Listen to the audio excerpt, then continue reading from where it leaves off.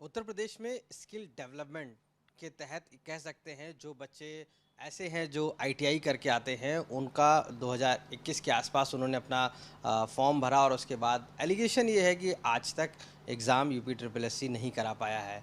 आखिर इस सब पीछे वजह क्या है, हम खुद बात करते हैं। हमारे साथ यूपी ट्रिपल एससी के चेयरमैन हैं प्रवीण कुमार जी, उनसे पूछते हैं। सर, जो बच्चे कुछ आज प्रोटेस्ट कर रहे हैं और उनका ये एलिगेशन है कि हमने 2021 में फॉर्म भरा था और उसके बाद आज तक जो है हमारा एग्ज़ाम नहीं हो पाया है और हम काफ़ी परेशान हैं। तो सर, क्या इसके पीछे फैक्ट है, क्या वजह है? ये थोड़ा इसमें चयन में थोड़ी जटिलताएं हैं और काफ़ी सारे जो प्रोटेस्ट करने वाले बच्चे हैं वो भी हमारे पास आते रहते हैं। उनको एक एक स्टेप बाय स्टेप मालूम है, उनको सारी सारी बात क्या जटिलताएं क्या समस्याएं हैं वो मालूम है, लेकिन फिर भी आप भी पूछ रहे हैं तो मैं आपको भी उसमें शेयर करने में मुझे आपत्ति नहीं है। ये विज्ञापन निकला था 2021 में, 2022 में। 2022 में ये जनवरी में विज्ञापन निकला था और उनकी उस समय उसी टाइम नई नियमावली आई थी, उसी के आधार पर निकाला गया था और उसी के हिसाब से विभाग ने हमें रिक्तियों की पोजीशन भेजी थी अध्याचन। तो जो उनकी नियमावली है, ये जो नई नियमावली जो जनवरी 22 में बनी है, उसमें प्रावधान ये है कि CITS स्कोर उसमें बच्चों का मांगा जाता है।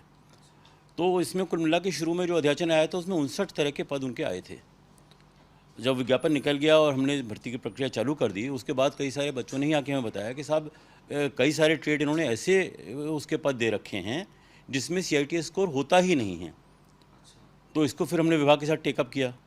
तो विभाग के साथ जो टेकअप किया तो अल्टीमेटली विभाग ने एडमिट किया कि हाँ, हमारे आरक्षण में गलती थी और उन्होंने 17 कैटेगरी ऐसी निकली जिसमें CITS स्कोर होता ही नहीं था। तो उसमें नेचुरली जब CITS स्कोर होता ही नहीं है तो CITS स्कोर के बेसिस पे उनका चयन का आधार कैसे बनेगा। तो उन्होंने फिर वापस लिया दिसंबर 22 के आसपास शायद। उसके बाद हमने फिर नया विज्ञापन निकाला, विज्ञापन को अपना शुद्ध किया। तो जनवरी 22 से लेकर दिसंबर तक समझ लीजिए उनका अध्याचन में ही त्रुटि पड़ी रही। उसके बाद जब उन्होंने भेजा भी तो उसमें जब देखा गया तो कई सारे बच्चों ने आके ये प्रोटेस्ट किया कि बहुत सारे बच्चे ऐसे हैं जिसमें कि उन्होंने अपने CITS स्कोर की मार्कशीट के बदले में कुछ भी उल्टे सीधे कागज़ लगा रखे हैं। किसी ने हाई स्कूल मार्कशीट लगा रखी है, किसी ने 12th की जो भरना है, किसी ने 3 लाख स्कोर दे रखा है, किसी ने 5 लाख स्कोर दे रखा है। तो बहुत ही फर्जी डॉक्यूमेंट लोगों ने लगा रखे हैं और इसके आधार पर अगर आप मेरिट लिस्ट बनाएंगे जिनकी चिन्हित करके जिनकी मुख्य परीक्षा कराई जाएंगी तो परिणाम गलत निकलेगा। तो उसके बाद फिर हम लोगों को दोबारा खोलना पड़ा अपना पोर्टल को कि आप लोग सारे बच्चों से अपेक्षा की गई कि सब लोग अपनी अपनी मार्कशीट जो CITS की अपलोड करें। तो आपको आश्चर्य होगा कि लगभग 37,000 बच्चों ने जो शुरू में अप्लाई किया था उसमें से जो एक्चुअल मार्कशीट जो अपलोड हमने मांगी ऑनलाइन में तो केवल 6,600 समथिंग ही अपलोड कर पाए।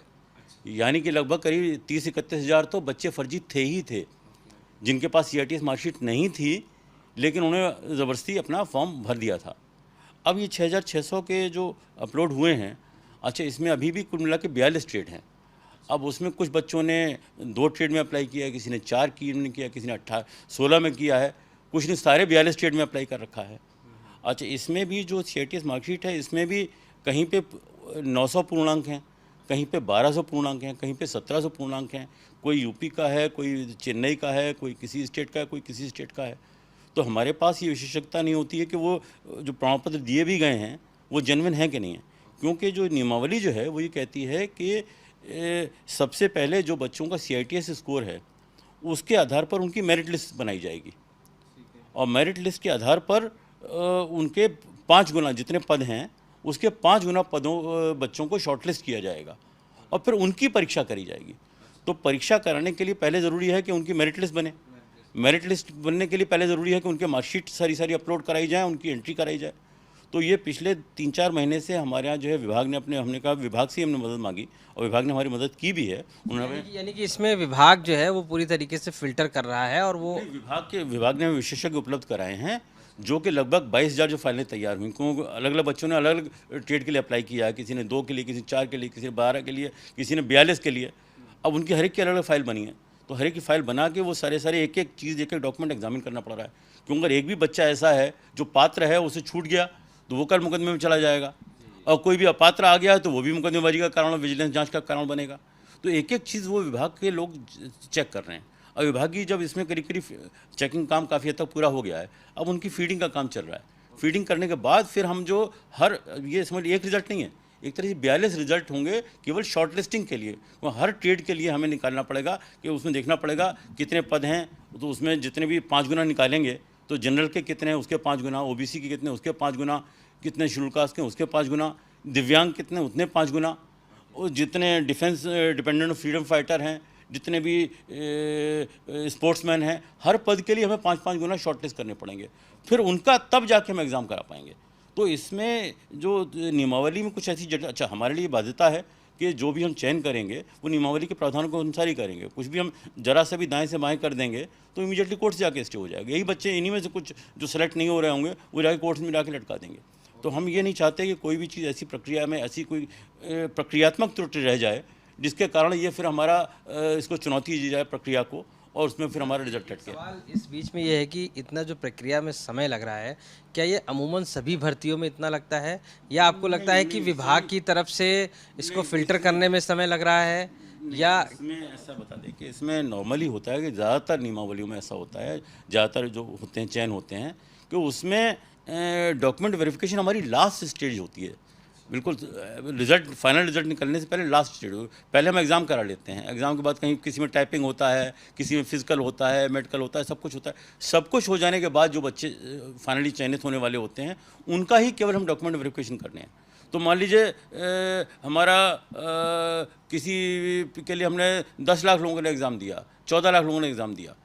अब जो ग्राम विकास अधिकारी में 14 लाख लोगों ने एग्ज़ाम दिया, तो 14 लाख में से पद हैं केवल मुश्किल से 2000। तो अगर वैसे हम लोग पहले एग्ज़ाम कराएं और फिर उसके डॉक्यूमेंट वेरिफिकेशन, तो हम 2000 के सापेक्ष हम 2500 या 3000 लोगों का डॉक्यूमेंट वेरिफिकेशन करें।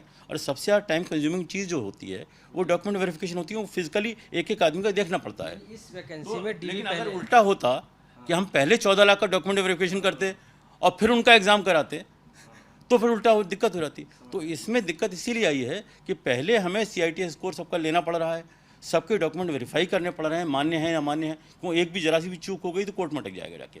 तो इसमें गलती की हमारे पास बिल्कुल भी स्कोप नहीं है। तो एक एक चीज़ एक बार डबल उसको चेक करना पड़ता है, फिर उसकी सबकी एंट्री करानी है, फिर उनकी मेरिट लिस्ट बनेगी। मेरिट लिस्ट के बाद देखेंगे हम 5 गुना कितने बन रहे हैं। 5 गुने से कम है तो कोई बात नहीं, 5 गुने ज़्यादा हैं तो जितने एक्स्ट्रा हैं उनको बाहर किया जाएगा। फिर जितने बच्चे बचेंगे तब उनका एग्ज़ाम। तो एग्ज़ाम कराना हमारे लिए दिक्कत नहीं है।